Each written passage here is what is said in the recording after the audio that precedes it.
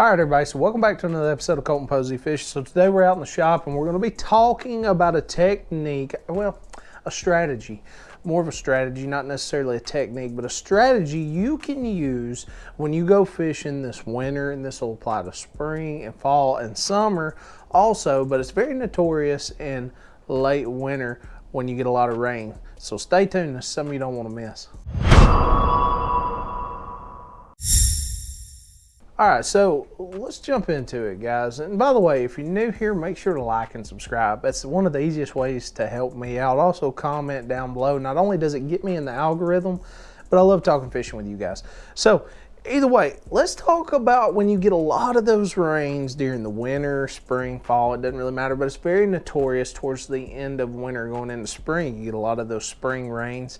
And then like just this week, or this week coming up in general, we're just going to get a lot of rain this week. So this is definitely going to play a key factor in on your lakes and river systems.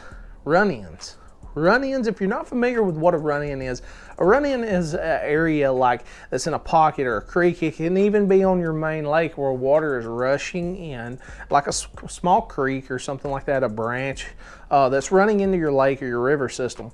And a lot of times these bass like to migrate from areas that are close to them, and sometimes, especially on blueback herring lakes or highland reservoirs, these fish will push directly up in those run-ins, especially if it's a long creek. So it starts bringing that current in, you're getting fresh water in, it stirs up a lot of stuff. Those fish will rush back there and get close to those run-ins and feed on crawfish and shad and things like that. Now, with that being said, identifying a run-in is pretty simple. It's basically self-explanatory. It's just that water coming in from the bank. They're super easy to identify. Now, that does not mean that every run-in is going to be productive for you. So, you know, you could fish 3 or 4 of them and nothing really happened. Get on the next one, there's like 10 or 12 fish that you catch just bam, bam, bam, bam, bam. And paying attention to little key details can tell you a lot about, you know, what run-ins you need to hit. Maybe you're fishing all these run-ins at the backs of creeks and the backs of pockets and you're not getting bit, but you start finding some run-ins at the mouths of the creeks and then you start catching fish. Then that lets you know you need to focus on those run-ins closer to the main lake, okay? It's a lot easier to establish a pattern doing that instead of just hitting every single run-in that you know about. And sometimes just junk fishing and hitting every single run-in that you know of, you're going to produce a lot of fish catches. But I'm going to give you some baits that I like to use personally for specific reasons. Now, the first one that I'm going to talk about is one that I just kind of want to get out of the way because I talk about it a lot this time of year. But that's going to be, you know, that swim bait. So like that rage swimmer. Typically run it on that 1/4 ounce head. The main thing is that's going to produce a lot of big bites. Okay, for the entire winter into spring, going into summer, that swim bait is going to, you're going to catch a lot of big fish on that swim bait in particular. I mean, I don't really put it down till late spring when I'm really having to start focusing on finesse fishing because the fish are getting pressured a whole lot. But I'm typically going to throw that bait in those run-ins where it's just like a ditch, okay? There's not a whole lot around it. There's not, you know, laydowns and stuff like that, simply because it's an open hook. You're going to get caught up a lot. You're going to get hung up a lot if you're fishing it in brush and stuff. Even around docks, you've got to be very careful about dock lines and pillars and stuff like that because that open hook is going to catch on everything. Now, the plus side to that is 99% of the time when you get bit on that, you're going to get that fish in the boat. So, you know, the swim bait is a wonderful, wonderful option when you're trying to target those fish on run-ins. Now let's talk about a little different scenario. So, you know, we're talking about fishing those run-ins where there's not a whole lot of cover in it. Let's talk about fishing a run-in that has a lot of buckbrush or a lot of treetops or anything like that. Any kind of structure or cover that's, you know, piled up, rocks, any of that good stuff. I love a football head jig, but you know, I'm working that football head jig a little different. This is the Dobbins football head, not sponsored by them or anything, but I've come to grow to love this football head jig. But I typically stick to the 3/8 ounce, so that rarely ever do I go to that 1/2 ounce football head jig, simply because I just feel like I get a lot more consistent bites on the 3/8 ounce. The big ones, small ones, or big ones, small ones, it doesn't really matter. I get bit more often on the 3/8 ounce.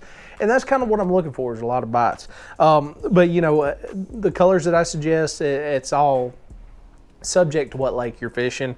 I would definitely say go with like that Margaritaville colors, like kind of like a PB&J in a way, but it's just brown, purple. I keep my jig color simple: brown, purple, black, red, anything that mimics crawfish, bluegill, anything like that. But either way, I'm going to do something a little bit different. I'm not going to be throwing that rage crawl or nothing like that on it. I'm going to be throwing a grub, okay? Grubs, this is the Power Bait Ball Scrub by Berkeley, by the way. But the grubs, they're not going to have as much action in them, okay? Because you've got to understand it's cold. The metabolisms of the bass are slowed down. Everything's cold. Everything that's moving is cold.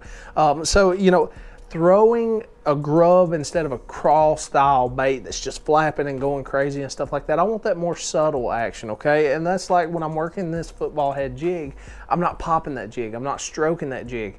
I'm pulling that jig, slow reeling, okay? Bringing up slack, stuff like that. I'm working it very slowly. I'm not working this bait very, very aggressive, and you're going to get a lot of bites doing that, especially fish that are hungry. All right, so another one I want to talk about is kind of like that in between, okay? I don't want to work this super close to a lot of cover, especially brush and stuff, but something that I can keep suspended on bass that's kind of like maybe pushed a little bit further out. Maybe it goes shallow and then there's a little drop off, pulls out. Maybe those fish are pulled out a little bit. That's when I like to throw this bait, and that's a jerk bait. You're going to absolutely love a jerk bait during the winter, spring, summer, fall. It doesn't really matter. I fish jerk baits year round. But if you know what you're doing with them and you're confident with them, you're going to catch a lot of fish on a jerk bait any time of year. But the main thing is slowing that bait down this time of year. I know it's kind of like the same regurgitation process, but it is what it is. We got to slow down, unfortunately. So, you know, playing with your pauses, okay? So, you know, we're going to go maybe, you know, 1 pop, 2 pop, and then it could be 5, 10, 15, 20-second pauses before I move that bait again, just depending on your water temperature. Typically in that 55 to 50 degrees water temperature, you know, you can get away with speeding it up just a little bit, you know, 5 to 6 second pauses. Anything lower than that, you're really going to have to pay attention to slow down when they're wanting that pop. But I'm going to be working that bait when those fish are suspended further out. They're not super shallow or anything like that.